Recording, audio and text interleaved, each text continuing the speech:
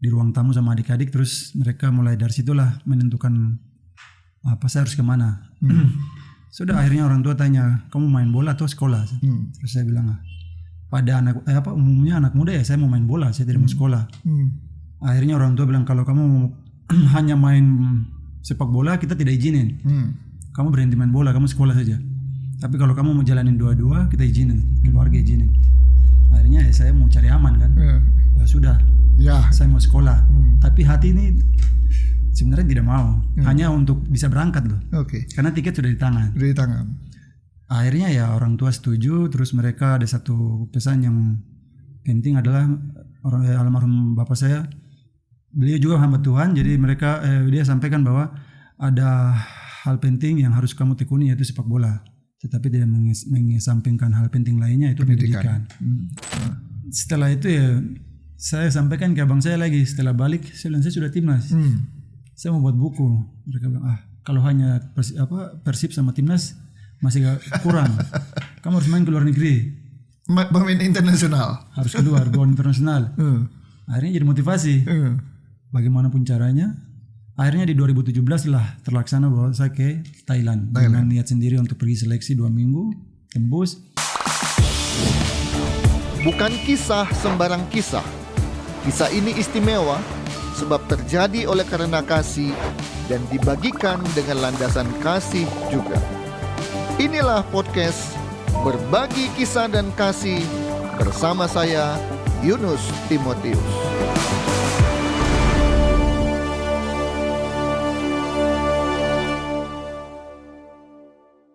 Puji Tuhan, kami senang bersukacita menemui Anda semua para penonton setiap podcast Berbagi Kisah dan Kasih. Selalu menjadi doa kami, podcast ini walaupun kecil tapi jadi berkat bagi semua penontonnya. Kali ini saya mengundang seorang narasumber yang mungkin bagi para penonton bola nama ini sudah dikenal, sudah akrab. Ya, beliau pernah menjadi pemain timnas Indonesia, pernah juga bermain di klub luar negeri, dan pernah main di Persib Bandung. Ya, baik, segera kita ajak berbincang. Nama lengkapnya adalah Rudolf Yanto Basna, tapi lebih dikenal dengan Yanto Basna. Yanto, salam. Shalom. Apa kabar? Baik Om. Baik-baik, tapi ada masalah dikit ya. Namanya juga hidup. Namanya hidup, dan itulah suka dukanya pemain sepak bola ya. Cedera. Ya, mulai dari cedera kecil sampai cedera yang berat. Oke.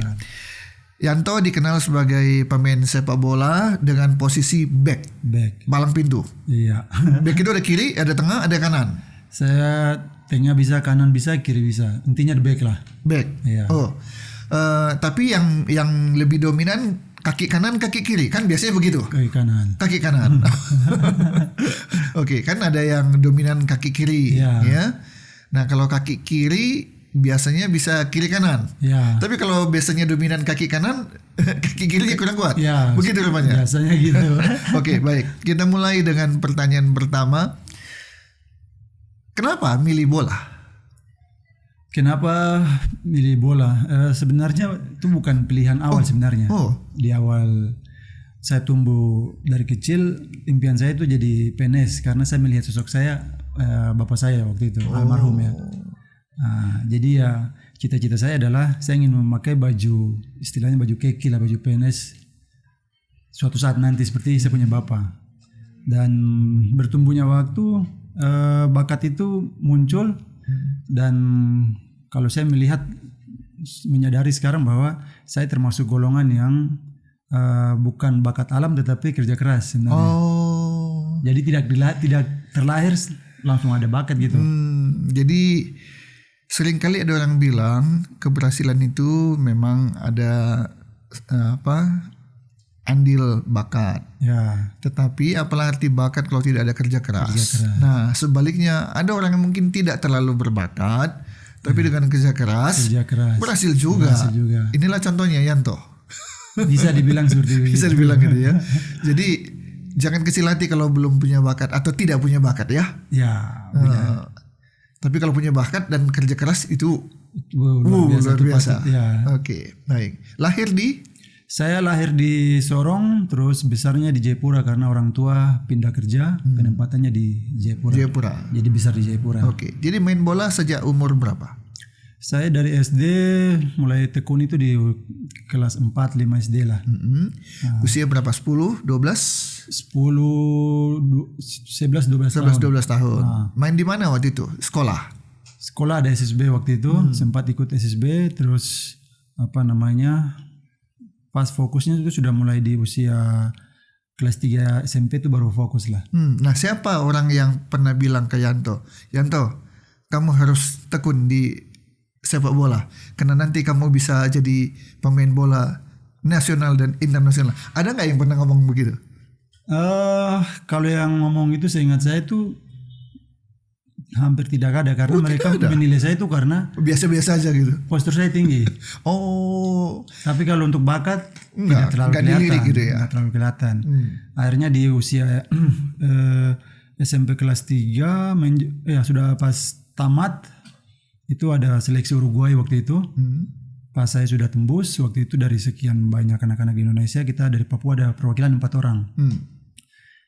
Terus orang tua memanggil saya duduk di rumah, di ruang tamu sama adik-adik, terus mereka mulai dari situlah menentukan saya harus kemana. Sudah akhirnya orang tua tanya, kamu main bola atau sekolah? Terus saya bilang, pada umumnya anak muda ya saya mau main bola, saya tidak mau sekolah. Akhirnya orang tua bilang, kalau kamu hanya main sepak bola kita tidak izinin. Kamu berhenti main bola, kamu sekolah saja. Tapi kalau kamu mau jalanin dua-dua kita izinin, keluarga izinin. Akhirnya saya mau cari aman kan. Ya sudah. Saya mau sekolah. Tapi hati ini sebenarnya tidak mau. Hanya untuk bisa berangkat loh. Karena tiket sudah di tangan. Akhirnya ya orang tua setuju. Terus mereka ada satu pesan yang penting adalah almarhum bapak saya. Beliau juga hamba Tuhan, jadi dia sampaikan bahwa ada hal penting yang harus kamu tekuni yaitu sepak bola, tetapi tidak mengesampingkan hal penting lainnya itu pendidikan. Itu yang akhirnya saya berjalan, tetapi ya sambil bermain bola, terus saya masuk kuliah dan lain sebagainya, itu jadi beban buat saya untuk harus kasih selesai. Lebih capek kan? Capek. Itu capek fisik, capek pikiran juga. Iya, sebab jarang-jarang ya atlet berhasil di profesinya dan berhasil juga di pendidikannya. Jarang-jarang itu. Bukan tidak ada, tapi jarang karena memang tidak mudah membagi waktu. Sementara atlet lain istirahat, kita harus belajar. Itu. Tapi akhirnya ini kita bicara sepak bola dulu ya. Nanti kita bicara ke pendidikan. Di sepak bola tadi ikut seleksi ke mana? Ke Uruguay. Oke.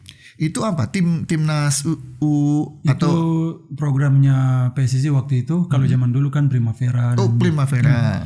Setelah Primavera baru SAD Uruguay namanya.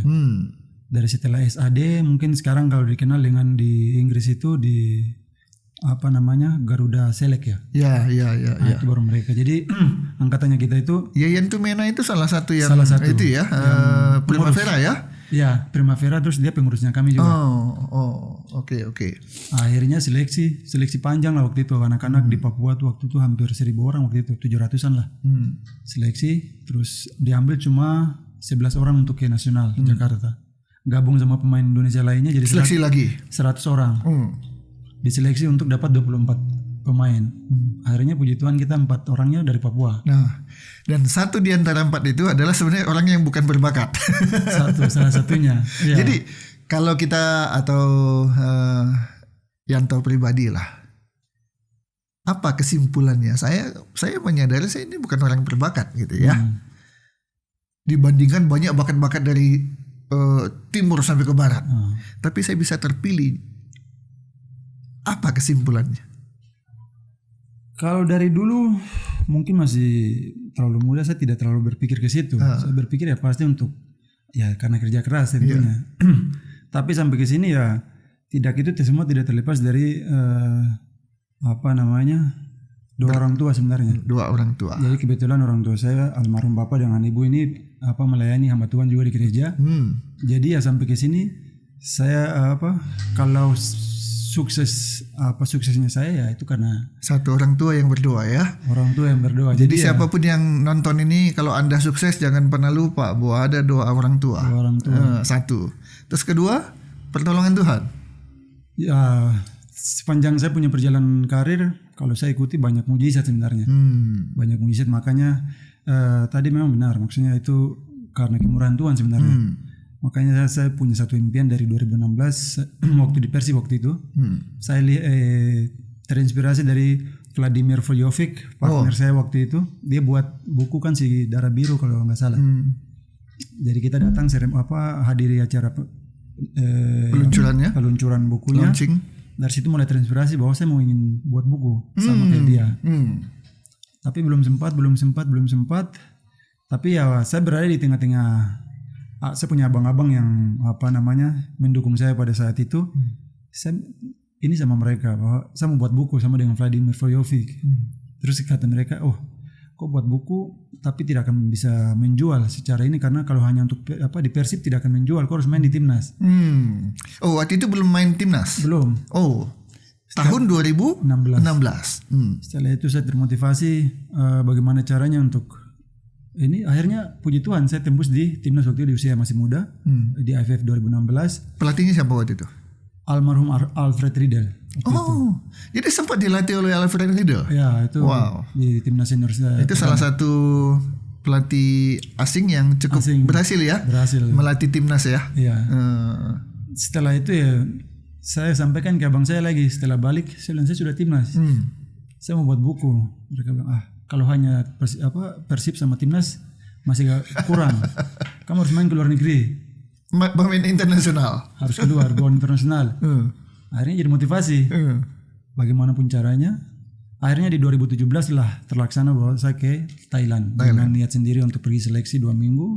Tembus. Tapi saya dengar ada peristiwa yang tidak menyenangkan di Thailand. Ya itu cerita lah. Perjalanan. Ya, suka duka ya. Suka duka lah. Pemain Indonesia yang berkarir di luar negeri. Jadi ya sampai di luar negeri karena mungkin sibuk dengan antara pendidikan sepak bola, mau buat buku kan agak tidak ada waktu sebenarnya. Akhirnya sampai ya tadi saya cerita bahwa saya punya banyak cerita untuk perjalanan karir, termasuk mujizat-mujizat itu saya tuangkan dalam buku nantinya. Nah, jadi mungkin 1-2 tahun lagi mungkin saya rencana untuk mau buat jadi tetaplah itu disimpan.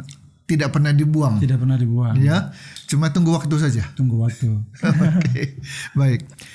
Jadi di Indonesia sendiri, klub-klub apa saja yang pernah dibela oleh Yanto? Kalau klub saya di Mitra Kukar. Mitra Kukar. Oke. Pertama, terus Mitra juga yang mengangkat nama saya. Sehingga akhirnya waktu itu saya langsung ke Persib. Dari Mitra ke Persib ya. Karena Persib kan salah satu klub besar di Indonesia. Ya. Dari dulu sampai sekarang. Dari sekian banyak waktu itu pilihan hampir semua tim, ya saya jatuhkan pilihan waktu itu ke Persib. Dan akhirnya dari Persib terus saya 2017 ke Sriwijaya. Sriwijaya FC. Sriwijaya. Dari Sriwijaya setahun baru saya merantau ke Thailand. Tapi pernah main juga di Bayangkara.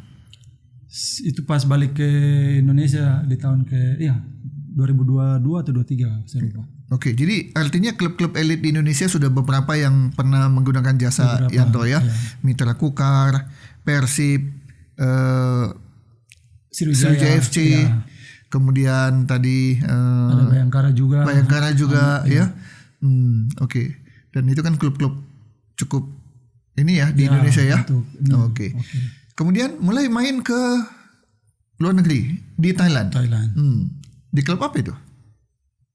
Di 2018 awal saya coba nasib ya di Liga 2 waktu itu. Karena untuk menembus Liga 1 susah walaupun saya mempunyai caps pemain senior timnas. Akhirnya ya mau tidak mau saya harus menurunkan ego untuk menurunkan itu. Tapi penghasilannya naik kan? Kurang lebih sama lah. Kurang lebih sama. Karena di Liga 2 ya. Jadi setahun di Liga 2 tapi motivasi saya adalah saya cuma 1 tahun di Liga 2. Bagaimana caranya untuk saya ke Liga 1 saya harus berprestasi waktu itu. Akhirnya puji Tuhan selama 34 pertandingan cuma 1 miss pertandingan waktu itu. Dan 7 pertandingan sebelum Liga selesai sudah ada beberapa tim Liga 1 yang waktu itu kontak. Terus akhirnya saya mengambil langkah untuk harus ke Liga 1 waktu itu. Jadi pulanglah ke Indonesia.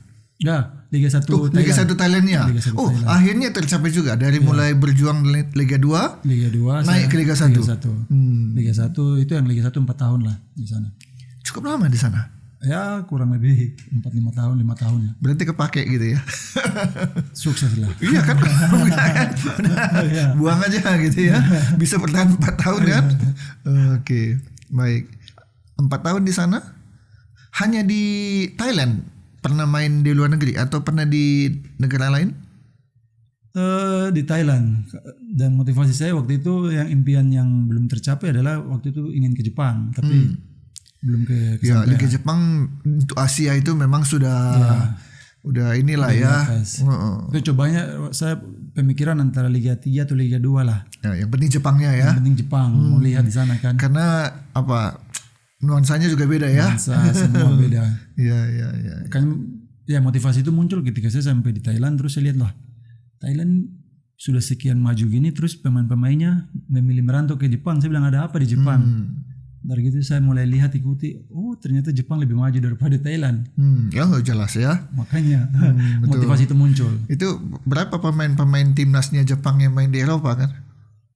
Zaman saya 2000.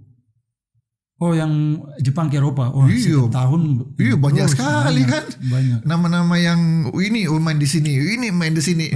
Rata-rata yang main di timnas semua main di luar. Tapi pemain Thailand mana yang main di Eropa gitu kan. Mereka yang sekelas itu masih sampai di Jepang aja udah mentok di situ. Iya, oke. Kembali dari Thailand main di mana? Kembali saya pada saat 2021 cedera, terus saya kembali main di Bayangkara. Hanya di Bayangkara belum sempat ini, terus saya pindah ke mana waktu itu, belum sempat main. Terus saya pindah ke Kalteng Putra waktu itu.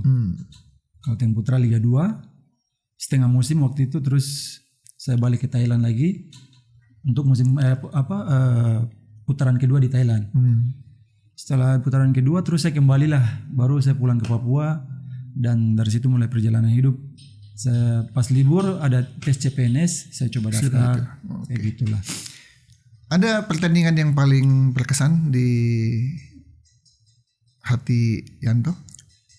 Pertandingan tentunya waktu saya awal profesional ya, main di Mitra Kukar waktu itu. Pertandingan pertama saya waktu pemain muda, masih muda sekali, 19 tahun. Terus saya main, itu kesan pertama yang memang tidak pernah dilupakan. Terus yang kedua ya mungkin ketika kita pertama kali ketemu Persib Bandung dan dengan stadion yang full pada waktu itu membuat kesan. Makanya kenapa saya memilih Persib Bandung karena itu, karena ada pengalaman itu. Jadi kesan yang tidak pernah saya lupakan. Ingat nggak pernah terpilih jadi pemain terbaik? Ya di Mitra Kukar itu turnamen apa? Jenderal Sudirman. Terus kita juara waktu itu ya, puji Tuhan juara. Terus tidak menyangka juga kita 5 nominasi ini semua 4 pemain senior, saya sendiri pemain muda. Waktu itu terpilih untuk best player waktu itu. Puji Tuhan, dari situ memang saya diangkatnya dari situ.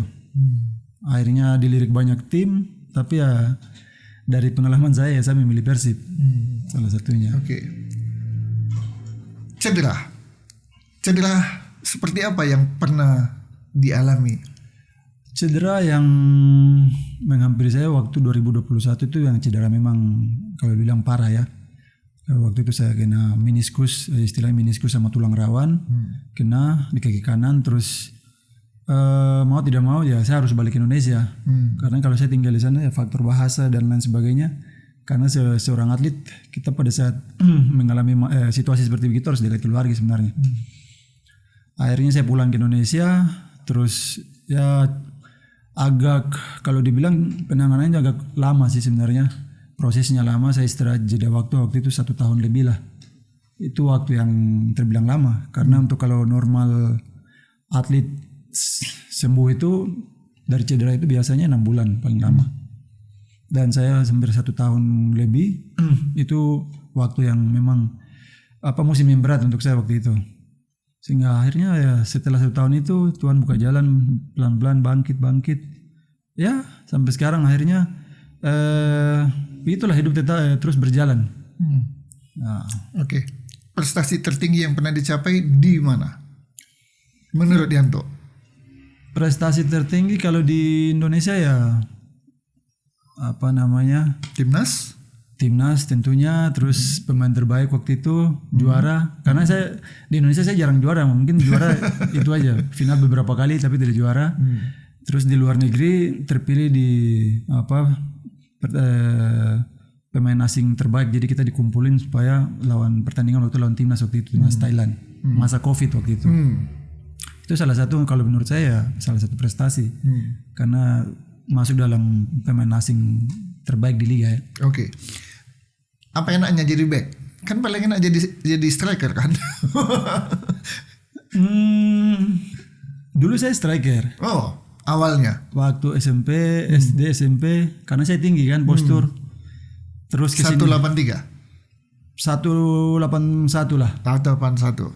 Artinya di usia saya SD, SMP udah tinggi lah itu. Jadi ya saya dipasang striker. Terus saya pernah coba untuk atletik juga waktu SD. Akhirnya ke sini mulai SMP posisinya sudah mulai ditarik turun. Siapa yang kamu cocoknya jadi back ini? Atau pilihan sendiri?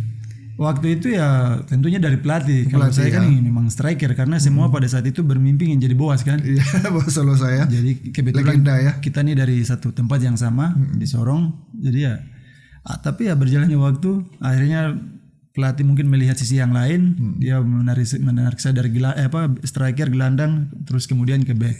Tapi justru karena posisi back itulah ya nama Yanto sebenarnya naik ya. Dari posisi back itulah. Iya, bisa jadi timnas, jadi bahkan di luar negeri disebut tembok ya. Tembok raksasa. Tembok raksasa.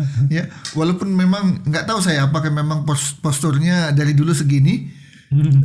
Kalau dia bisa nambah berapa 5 kilo lagi, wah ini udah hampir jadi Goliat. Hanya ya gitu, dari dulu memang posturnya segini aja, karena dari tempat kita memang badannya gitu ramping gitu aja. Saya kemarin lihat salah satu tim Liga Indonesia, apa sekarang istilahnya apa? Premier League, Liga Super kan? Super League latihan. Itu sudah tinggi besar gitu ya. Badannya juga. Wah, saya bilang ini petinju ini ya. Bayangkan kalau dia body charge gitu ya. Terlempar lagi. Benar-benar. Tapi ya zaman sepak bola sekarang ya, kalau dibilang ya postur menentukan sekarang juga. Iya kan, apalagi kalau backnya udah besar begitu. Iya. Siut juga gitu ya. Makanya. Oke. Itu mengenai karir sepak bola sampai bisa puncaknya adalah terpilih sebagai pemain timnas. Itu kan impian semua pemain sepak bola Indonesia ya. Impian semua pemain. Mau timnas usia 15 pokoknya timnas. Apalagi timnas senior. Senior, benar. Dan sempat dilatih oleh tadi Alfred Riedel. Itu catatan sejarah lah ya. Iya. Kalau untuk saya ya memang pertama kali ketemu almarhum ya, dia bagaikan sosok memang bapak lah untuk kita. Tapi orangnya memang satu tegas, dan nggak banyak senyum ya. Tidak banyak senyum itu. Tapi ya memang kalau saya melihat ya bagus juga, karena akhirnya kita menjadi segan juga kan. Iya. Segan dan lain sebagainya. Jadi disiplin pun jadi lebih tinggi ya. Akhirnya mau tidak mau kita harus turuti itu. Iya. Oke. Nah, tadi saya bilang jarang-jarang ada atlet berhasil dalam karir, tapi juga berhasil di dunia pendidikan. Yanto, puji Tuhan, lulus S1. Iya. Di mana? Saya di UNY, Universitas Negeri Yogyakarta. Yogyakarta. Jadi di Jogja. Oke. Dulu IKIP kan? Dulu IKIP ya. Iya, sama IKIP Bandung pecah, jadi UPI ya. Baru pecah. IKIP Jogja jadi Universitas Negeri Yogyakarta. Oke. Tentunya ngambil jurusan olahraga ya. FIK sekarang. FIK. Fakultas Ilmu Keolahragaan. Ilmu Keolahragaan. Oke. Lulus di sana S1. S1. Tidak puas. Nambah lagi. Jadi ada sedikit Kisah ini. Kisah. Jadi pada saat kita timnas usia 19 juara di AFF 19 juara di Surabaya, angkatan Evan Dimas, terus kita kerjasama dengan PSSI sama kampus kerjasama MOU. Kita masuklah satu tim 26 orang masuk untuk beasiswa waktu itu. Artinya semester 1 semester 2 untuk beasiswa S1.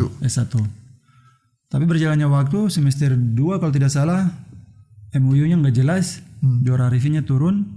Sekarang pilihan pada masing-masing. Mau lanjut apa gimana? Akhirnya ya kalau untuk saya pribadi ya lanjut. Jadi dari 26 pemain, puji Tuhan lulus setelah 5 tahun lebih sedikit 14 orang yang wisuda. 14 orang yang wisuda. Di kampus yang sama. Setelah itu dikasih pilihan gimana mau lanjut S2 atau tidak. Sudah dari 14 orang yang lulus tadi, 8 orang yang mau lanjut S2. Di kampus yang sama? Kampus yang sama. Akhirnya kita berjalannya waktu itu saya masih di Thailand, jadi bolak-balik lah. Tentu ada kemudahan ya mungkin karena atlet gitu ya. Kalau apalagi kampus olahraga juga kan, jadi mereka kasih kemudahan. Jadi ya dengan antar kita dengan kampus, kalau saya pribadi ya itu ada harus ada pengorbanan juga. Artinya kalau walaupun ada kemudahan, jangan mengira semuanya jadi gampang. Semua jadi gampang. Makanya ya saya waktu libur dari Thailand mungkin hampir setiap minggu saya bisa balik gitu, tergantung dari kampus kan. Itu honor bisa habis untuk ongkos ya.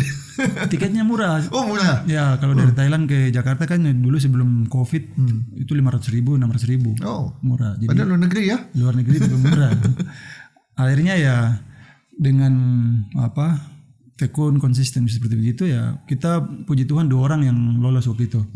Untuk wisuda saya sama Yabes Roni sekarang di Oh iya, dua-duanya dari Papua ya? Dia dari NTT Alor. Yabes Roni? Iya.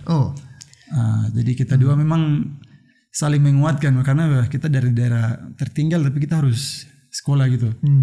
Akhirnya ya sama-sama saling teman terus wisuda lah. Jadi luluslah S2. Luluslah S2 di tahun 2023. Ini 2025. Sekarang 2025. Sudah 2 tahun. Sudah 2 tahun. Ada rencana ambil S3? Sebenarnya sudah lanjut. Ya, doktoral. Setelah itu lanjut doktoral.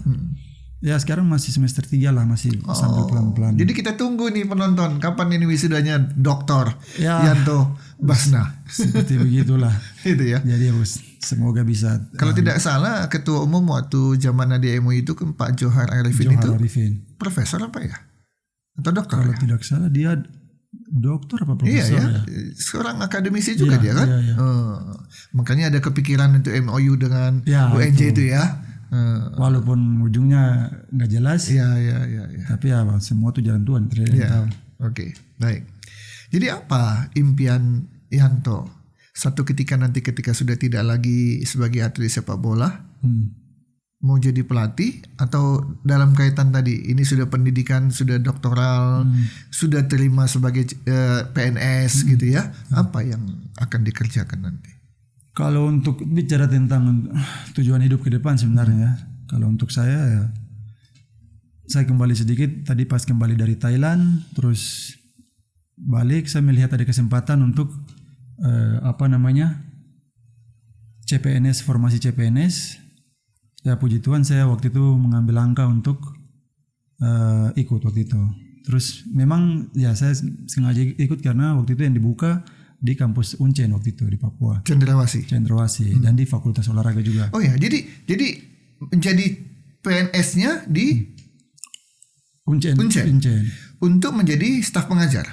Ya, dosen. Ya. Dan di kampus itu ngajar untuk olahraga juga. Jadi ya memang kalau saya mikirnya ya saya sudah terjun di dunia ini ya saya tekuni di situ aja. Makanya puji Tuhan waktu itu tes lulus. Akhirnya ya sedikit cerita waktu itu memang pas mau tes itu saya bilang salah satu mujizat juga. Saya sama sekali tidak belajar mempersiapkan diri. Tapi ini bukan untuk dicontoh nih. Ya itu jangan dicontoh. Saya beli satu buku untuk tes itu kan, CAT itu kan, buku. Saya nggak pernah buka. waktu itu mungkin antara saya mau ikut atau tidak kan, karena waktu itu saya rencana mau ke Madura waktu itu. Madura United. Sempat sudah tanda tangan kontrak. Akhirnya pas hari Seninnya tes, waktu itu bulan Oktober kalau tidak salah tahun kemarin, hari Senin hari Minggu tuh baru mau buka buku tuh udah otaknya udah nggak bisa tuh. Akhirnya pada saat masuk ke ruangan tes, saya berdoa waktu itu. Saya bilang, Tuhan, ini saya tes di kampus untuk dosen. Kalau memang Engkau tahu, Engkau tahu saya tidak punya persiapan. Dan kalau memang Engkau mau menaruh saya di dunia ini, akademisi, ya saya tahu pasti saya punya jalan di sini. Tapi kalau tidak ya apapun itu saya tetap mengucap syukur. Di akhir doa seperti begitu. Dan saya agak sedikit lemah di matematika ya waktu itu. Jadi pas pengerjaan tes dan lain sebagainya tuh saya mengerjakan soal bacaan aja. Saya sengaja tinggalin hampir 30-40 soal matematika itu terakhir, 5 menit terakhir. Jadi bacaan saya sudah habisin pas 5 menit terakhir, 1,5 jam itu waktunya. Saya mulailah kerja matematika. 2 detik terakhir, pas jawabannya saya kunci terakhir. Dan otomatis matematika bukan fokusnya saya di situ. Saya fokusnya bacaan aja dulu. Akhirnya ya pas keluar puji Tuhan saya lolos. Passing grade-nya lolos dan nilai tertingginya ada di matematika malah. Luar biasa ya.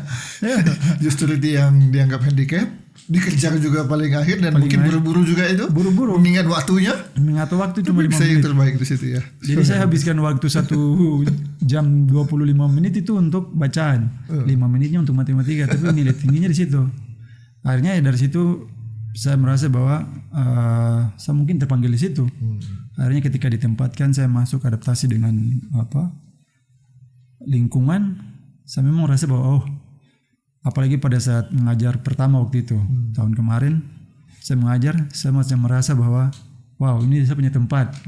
Artinya secara tidak langsung saya dulu doa saya adalah cuma 3 waktu itu. Doa saya waktu sebelum berangkat ke Uruguay, saya bilang, Tuhan,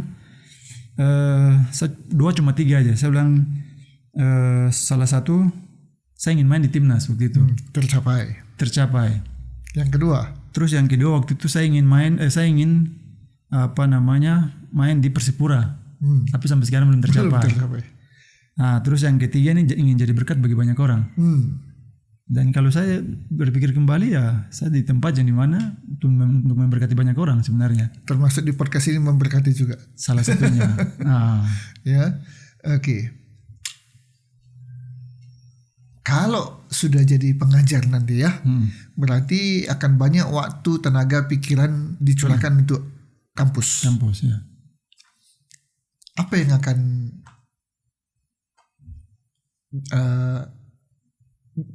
ini? Kalau misalnya jadi pelatih, ya. Kan, saya akan melahirkan pemain-pemain Indonesia yang gini bla bla bla. Itu kalau jadi pelatih. Tapi kalau ini akan jadi akademisi. Apa yang akan dilahirkan, dihasilkan? Kalau pikiran saya untuk ke depan ya, salah satu tujuan saya ke kampus tuh untuk bagaimana saya melihat sepak bola Indonesia secara overall sudah meningkat lah. Tapi kalau saya melihat ada satu sisi yang masih perlu dibenahi adalah sepak bola dari pendidikan terutama. Misalnya salah satunya SD, SMP, SMA, kuliah. Dia punya. Apa ada kaitan antara pendidikan dengan sepak bola itu sendiri? Kaitan cukup. Saya bilang bahwa itu pengaruhnya besar ketika anak yang fokus di 2 hal ini. Salah satunya pendidikan, terus dia dual karir artinya. Dia fokus di sepak bola juga, itu mempengaruhi dari daya ininya, mempengaruhi pengambilan keputusan salah satu. Biasanya kan seperti tadi Yanto cerita, orang tua tanya, ini mau bola atau pendidikan? Pilihnya bola kan? Pendidikan udah capek, belajar hafal, ya kan? Jadi sama artis juga begitu kan? Kalau sudah pengen jadi artis, udah pendidikan itu nomor sekian. Nah, yang terjadi kan selama ini begitu kan? Jadi olahragawan apapun, pendidikan dikesampingkan. Karena untuk apa? Gak ada gunanya. Benar. Tapi kemarin waktu saya undang Rocky Putirai, Nah, dia cerita, jangan main hanya pakai otot, tapi main pakai otak. Wah, benar. Jadi cocok ya. Ya. Seorang atlet kalau dia juga pendidikannya bagus, maka skillnya juga itu pasti akan berbeda ya. Akan berbeda dengan yang lain. Oh, jadi memang itu terjadi memang itu kalau fakta. di banyak penelitian itu berpengaruh. Jadi bisa dipisahkan antara yang berpendidikan dengan tidak. Ketika di dalam lapangan, jadi pengambilan putusan itu dampaknya bisa kelihatan. Gitu ya. Nah, makanya kembali lagi saya berpikir bahwa saya sudah terjun di dunia sepak bola, artinya olahraga, terus saya masuk di akademisi, otomatis ya memang dari awal saya tujuannya untuk membangkitkan itu. Nah, seperti misalnya di Jepang dan lain sebagainya, kalau pernah dengar ya, mereka justru sepak bola itu ya tidak terlepas dari pendidikan. Iya. Liga-liga mahasiswanya itu bagus gitu ya. Banyak itu dari mahasiswa yang akhirnya masuk menjadi timnas timnas masuk di tim akademi. Ya. Bahkan dari tim fakultas bisa main langsung ke Eropa. Nah, makanya itu yang coba saya masuk di situ, memang salah satunya untuk merangsang itu. Artinya saya mau coba untuk dari fakultas dulu lah, karena sekarang kan kalau mau dilihat liga kampus kan jarang yang sepak bola, sudah tidak ada, dulu ada mungkin. Ya. Sekarang makanya ya saya mau coba bangkitkan itu dari Papua, makanya sengaja masuk di situ ya. Kebetulan kita punya fasilitas juga ada di sana.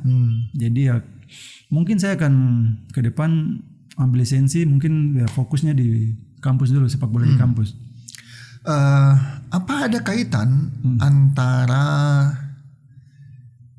kampus melahirkan para sarjana-sarjana ini di bidang olahraga ya? Kaitannya dengan kompetisi? Karena kompetisi di Indonesia kan banyak yang bilang, wah ini PR besar kan? Kompetisi kita masih belum bagus gitu ya. Jadwal pun kadang-kadang masih banyak yang protes. Nah, dulu kita punya Liga Karya, khusus karyawan.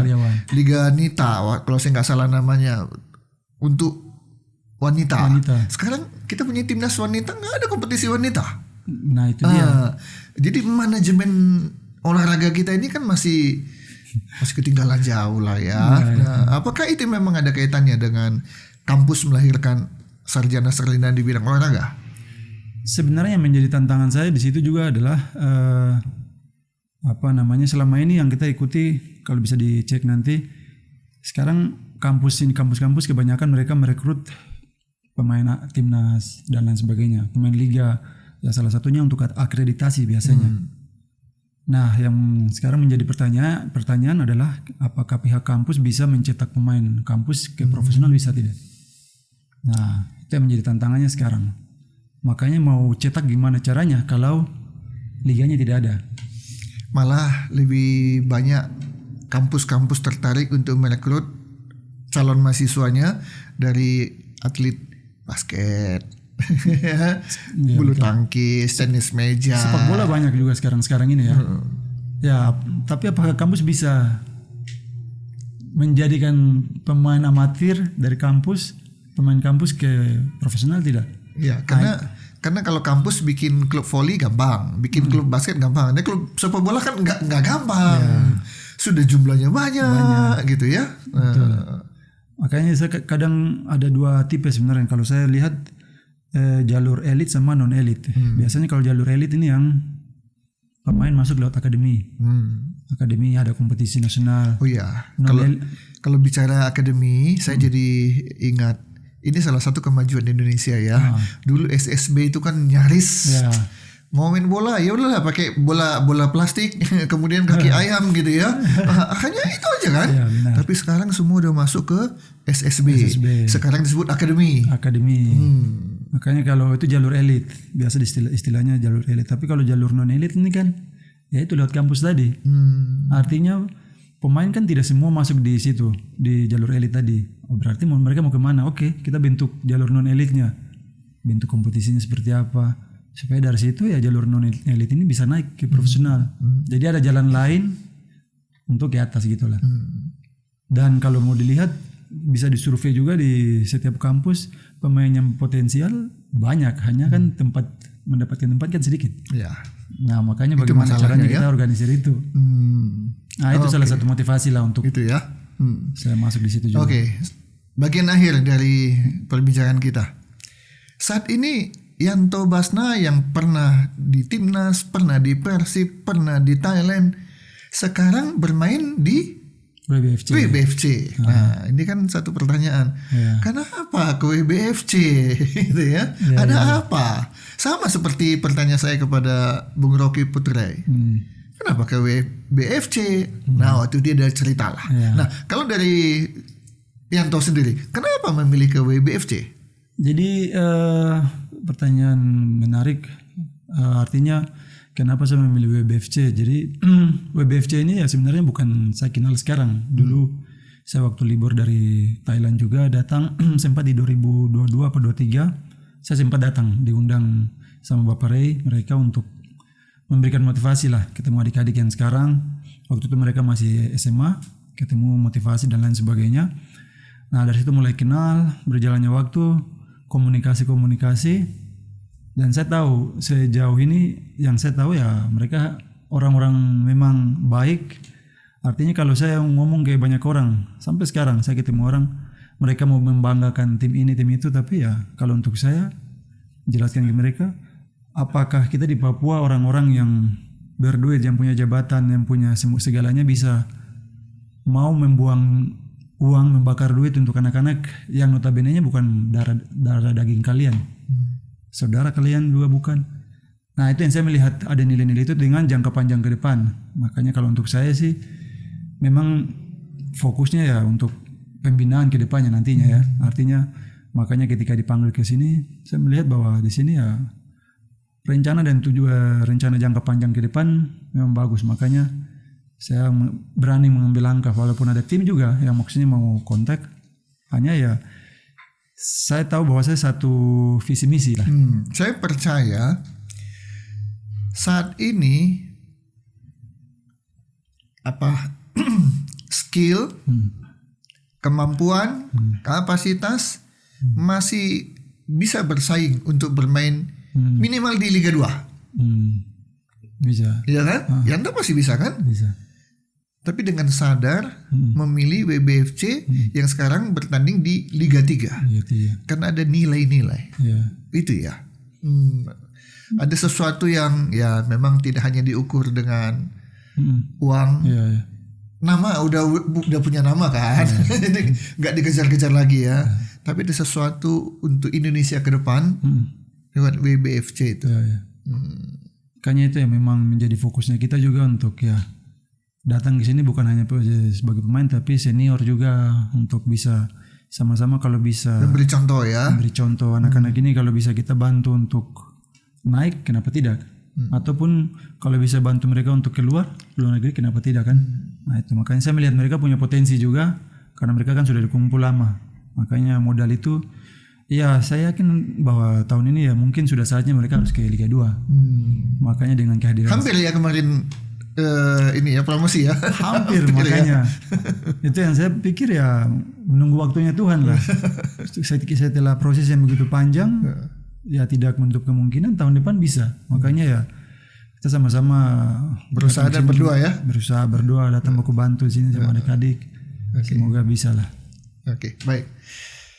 Pernah dapat kartu merah dalam karir sebagai pemain? Pernah. Oh. Waktu di Persib juga pernah. Pas semifinal final lawan Bayangkara Piala apa waktu itu main di GBK. Akhirnya saya kartu merah. Akhirnya Persib kalah juga. Oke, ini sebagai penutup. Indonesia sepak bolanya dikenal juga dengan tawuran.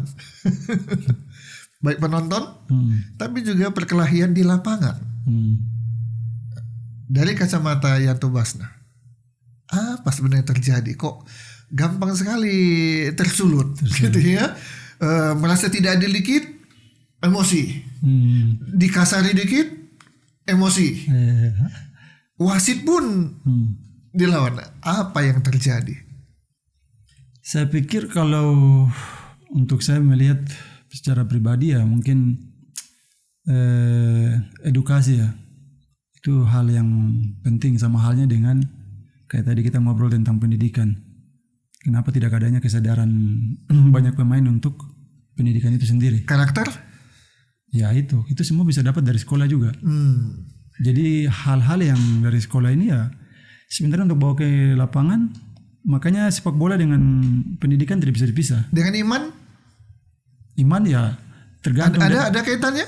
Ada pengaruhnya? Kalau orang yang lebih tekun dalam beribadah.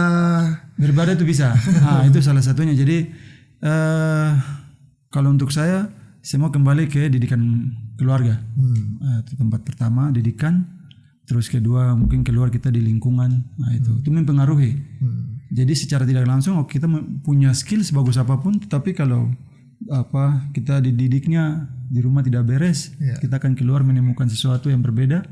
Itu akan terbawa dari dalam lapangan dengan sendirinya, otomatis itu.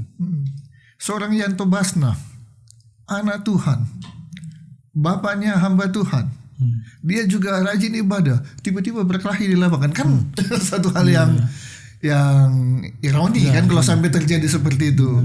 Tapi seorang Yanto Basna, dikasari dia tetap senyum.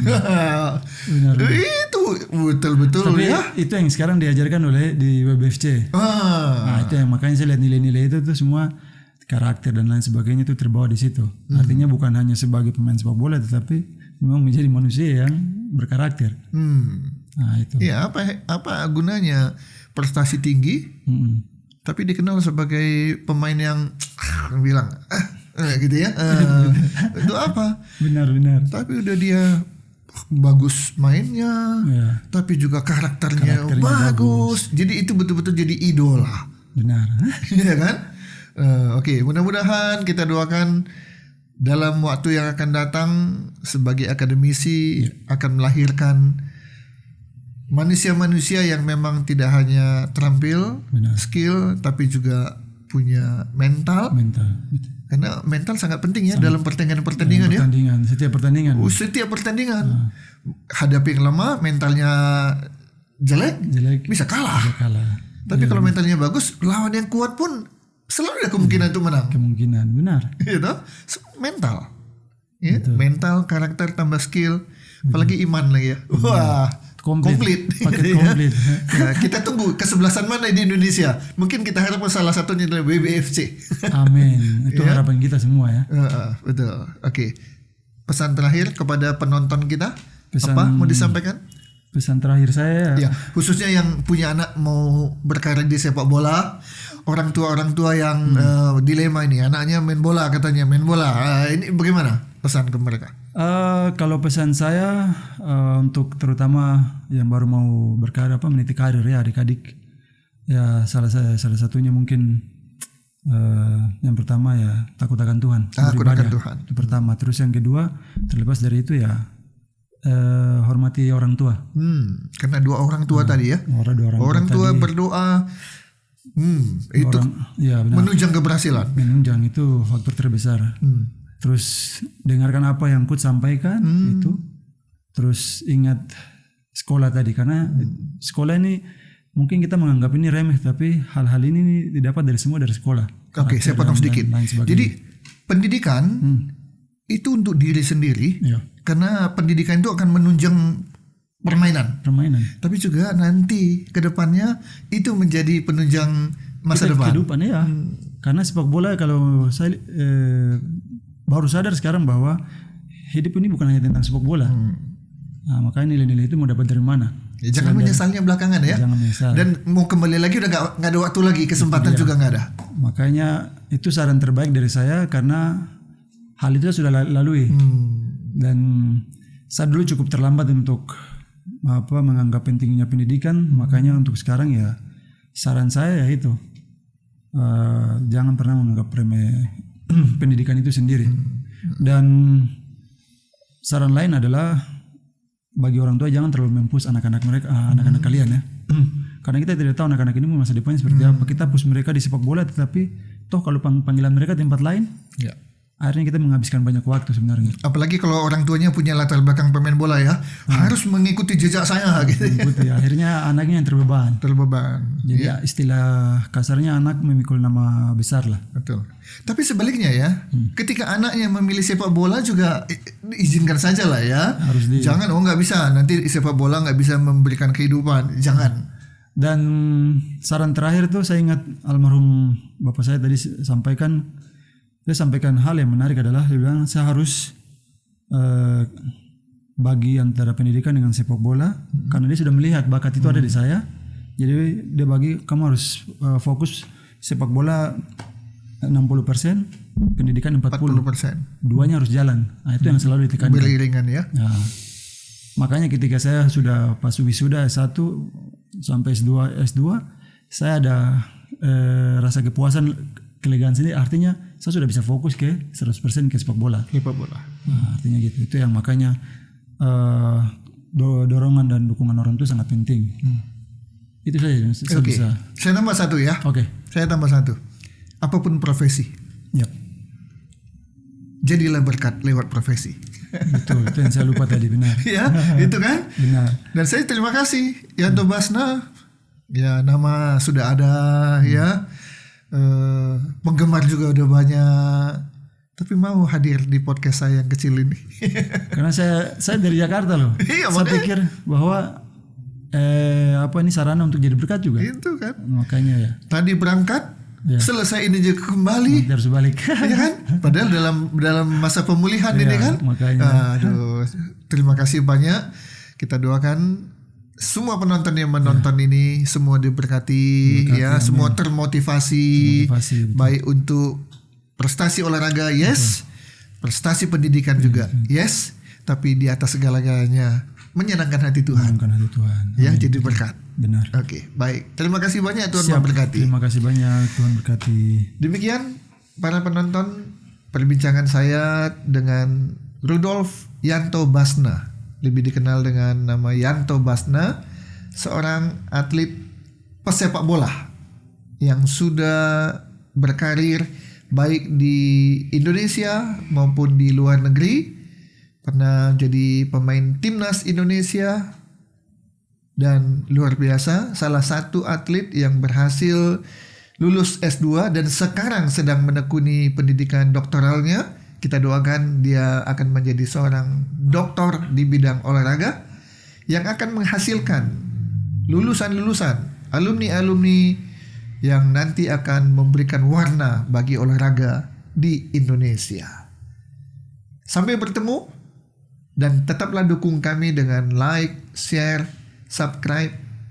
Tetap doakan kami supaya podcast ini selalu jadi berkat bagi para penontonnya. Saya Yunus Timotius, sampai bertemu di episode yang akan datang. Tuhan Yesus memberkati kita. Amin.